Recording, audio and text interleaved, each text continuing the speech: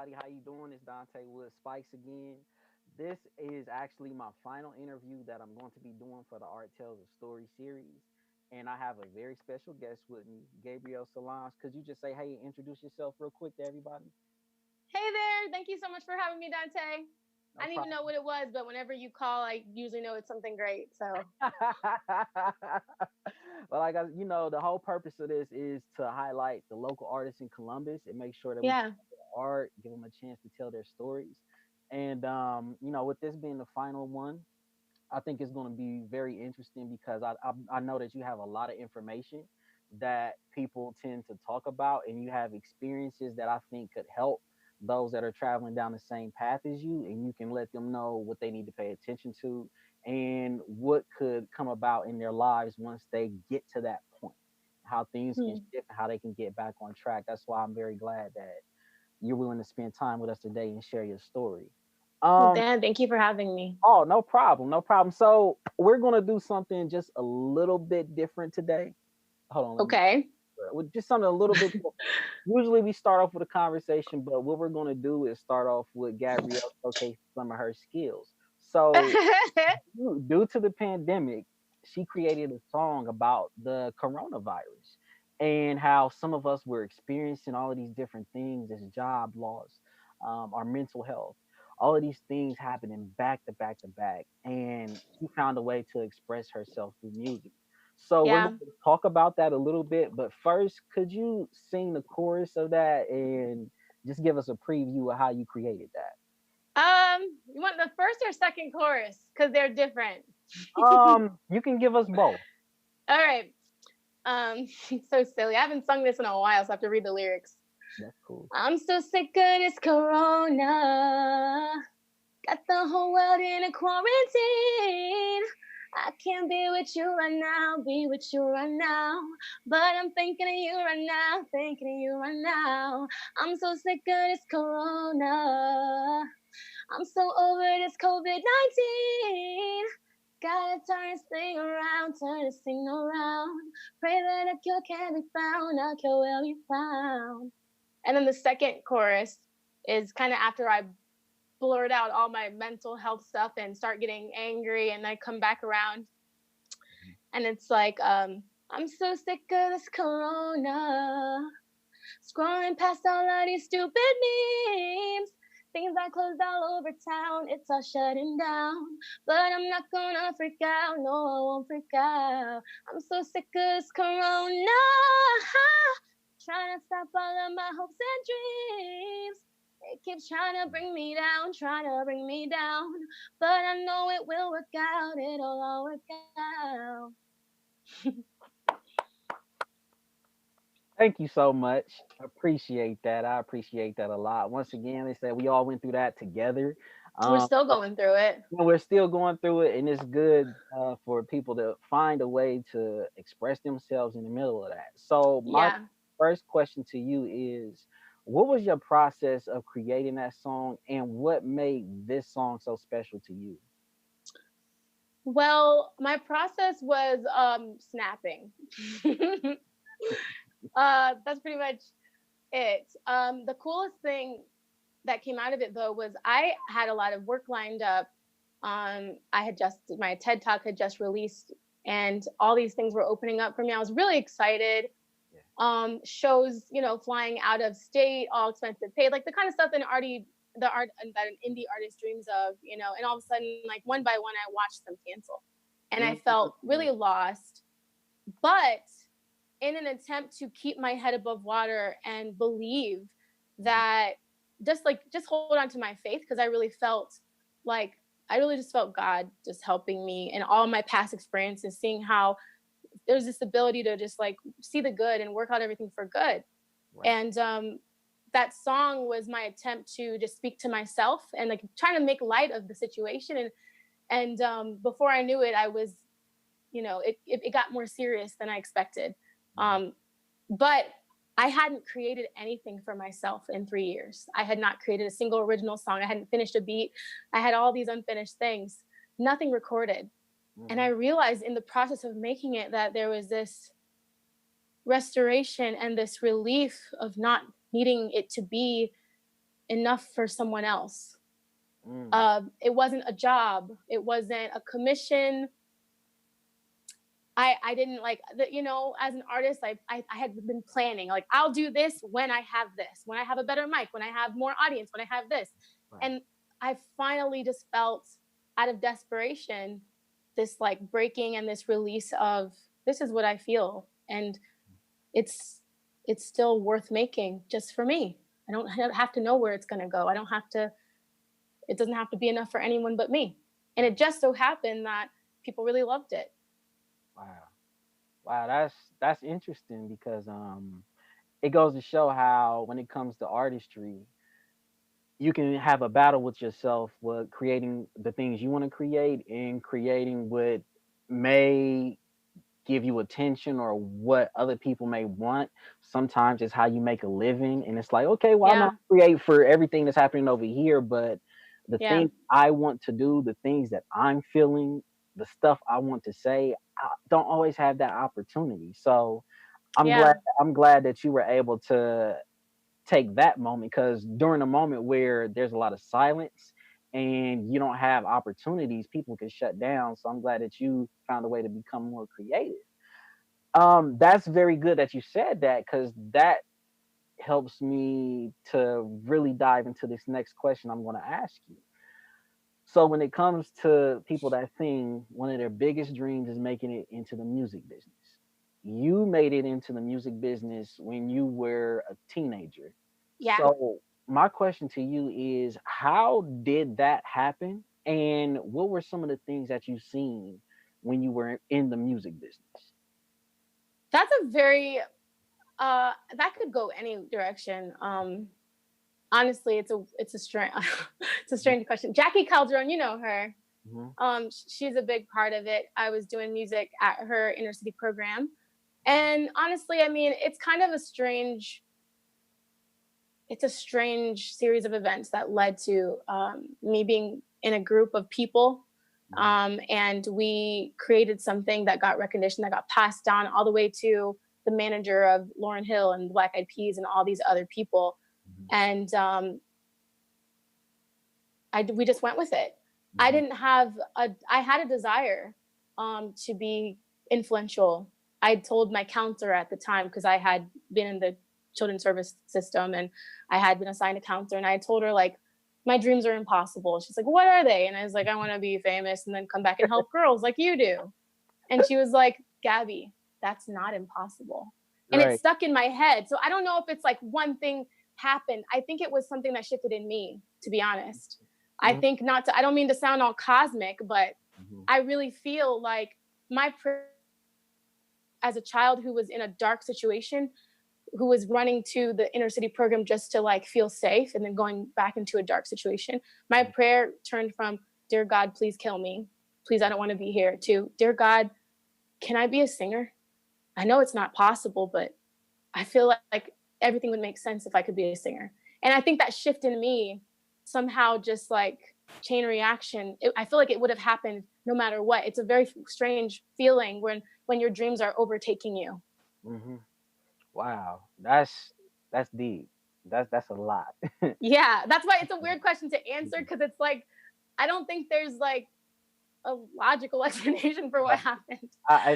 There's really no right answer, but once again, that experience that you had is something that so many people strive for. Yeah.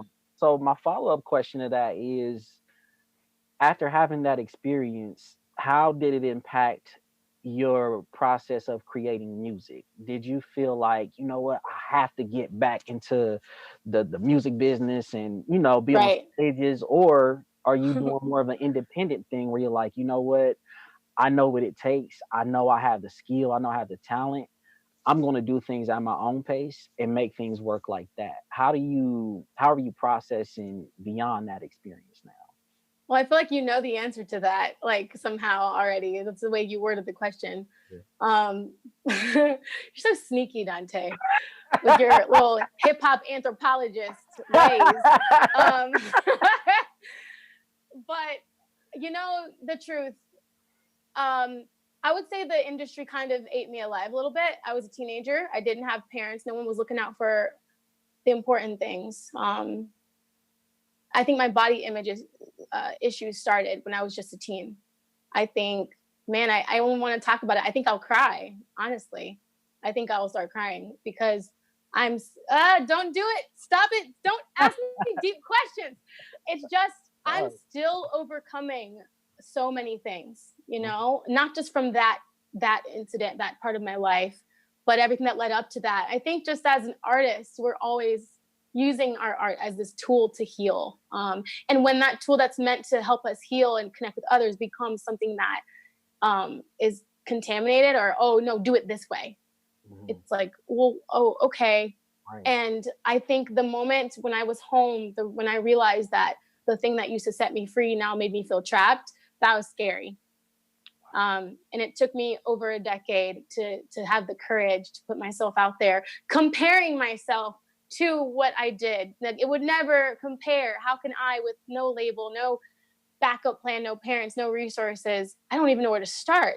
And I felt compared by people around me.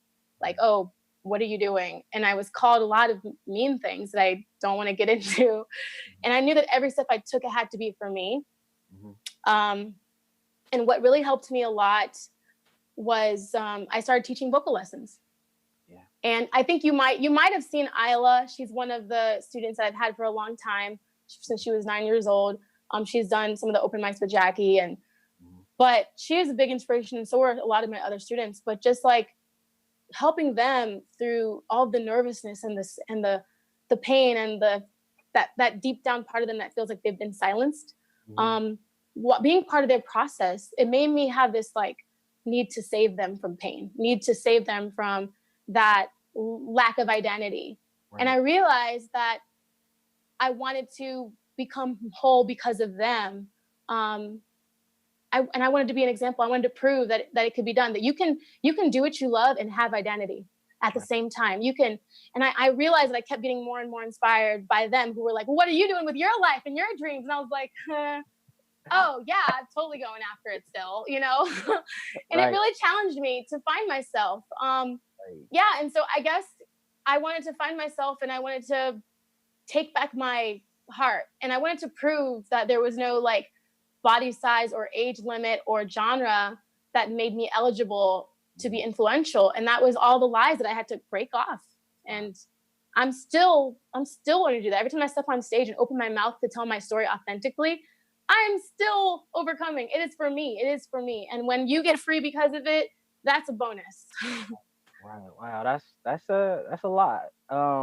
And you know, that goes to show sometimes the way you see things, and it looks, it can be a dream and it can still be a dream, but once you get there, there's no telling who's been waiting for you and what their plan is for you. Yeah. It may not always be how you envision it. And I think it's important for people to know that you shouldn't sacrifice your dreams just to be in an environment or a space where you don't feel comfortable, or where you feel like you compromise. And that's not good, because now everything that you work for is being put on a line and not being appreciated in a way that you want it to be appreciated. You can't express yourself the way you want to express yourself. So that's a very valuable lesson for people to learn. I'm glad that you were able to have that experience and turn it into what you've turned it into right now. So we're going Thanks for asking. Oh, no problem. Thank you for answering. That's very important. So what we're going to do is shift real quick, because we always have a weekly trivia question. Okay, yeah. And last week, our guest Francesca, her mother actually won, and the question was, what's the first name of the artist in Columbus who's nationally known, whose last name was Robinson? Obviously, it's Amina. Her mother ended up winning, so you know, we have our winner. So we got another trivia question, and Gabrielle is going to be asking. So, do you got the trivia question? What's the phone number that people need to call? Or do they need to like write it in, or how does that work? They live, they watching. Oh, so they just say it. They just type it in. That's I thought it was like a radio. They I'm so corny. No, you good. No, you just ask a question, they type it in. Okay, cool. Because my question's super easy, y'all. But if whoever types it first, you get a gift card. So, who is the longest running mayor and the most recent previous mayor and the first Black mayor of Columbus or Ohio? Yeah. Yeah. So if she just asked, the question is, who was the longest running mayor and the previous mayor of Columbus, Ohio, and the first Black mayor of Columbus, Ohio? Woo! Yeah. So yes, tech team. Did anybody answer the question yet? Nobody answered the question yet. We're gonna give y'all a little bit more time because it's not that hard. Y'all live in Columbus now. I know. I Y'all see live you in guys Columbus. watching. Right, y'all live in Columbus, so I know y'all know the answer to this. Yeah, don't act like y'all don't know. So we're gonna give y'all a little bit more time just to think about it and figure it out. If you don't know, maybe your hands is cramping and you can't type it in right away. That's okay. We ain't discriminating against nobody. Take your time, but I know you got that answer. Oh, someone, Michael Reese answered.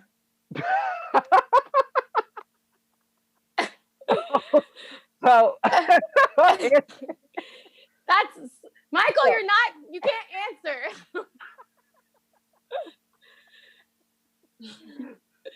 So that is funny. Did Michael win? I don't know. Michael, can I have your prize? So it looks like Michael answered the question, and the answer to the question is Mayor Michael Coleman. So yeah.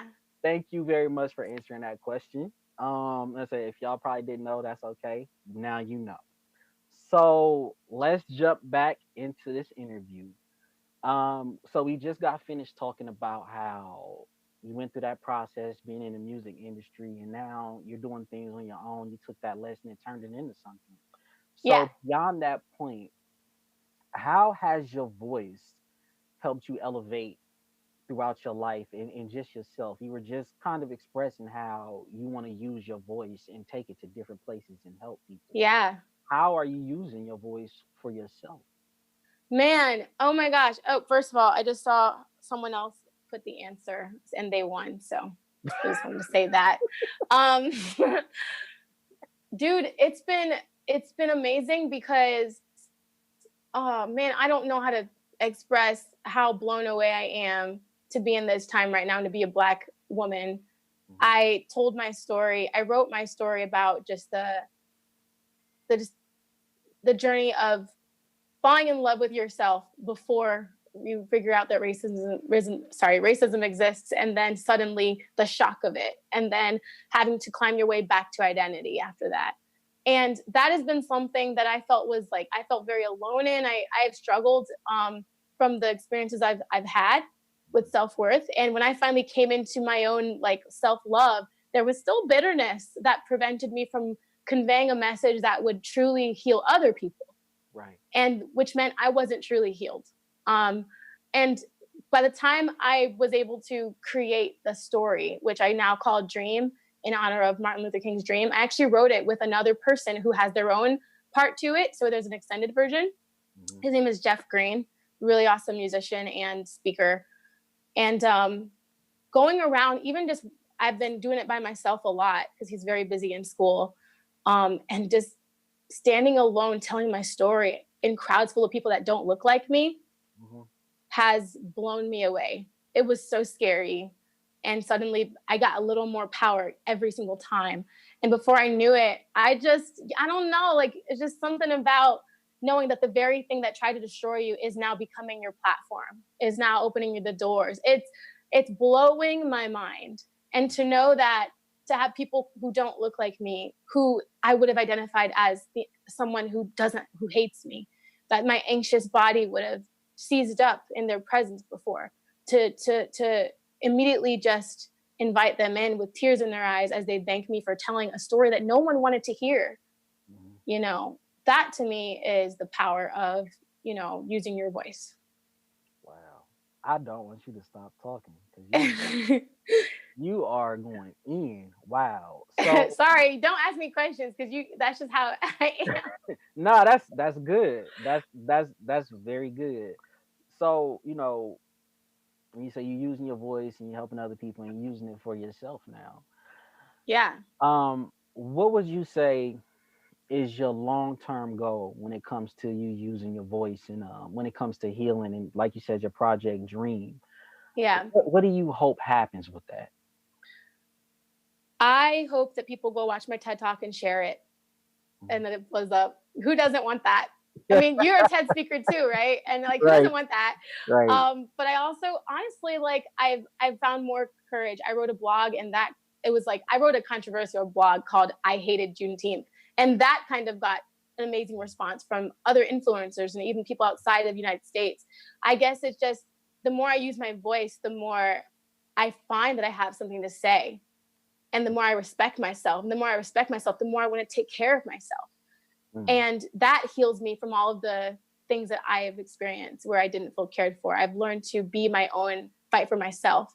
yeah. And, and I think I actually realized that literally today as I was reflecting.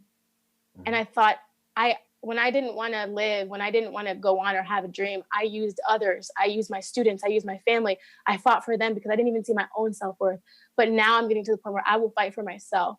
Right. And I think, like, if I don't know how long I have, to be honest, I don't have an illusion that I deserve to live longer than anyone else. There, we don't know how long we have, and that can be scary, but it can also be inspiring because I feel like I just want to be on the way to becoming who I am. And so my long-term goal, if I get a long life on earth, then I feel like I want to raise up more people to walk in identity and be authentic in themselves and just be free.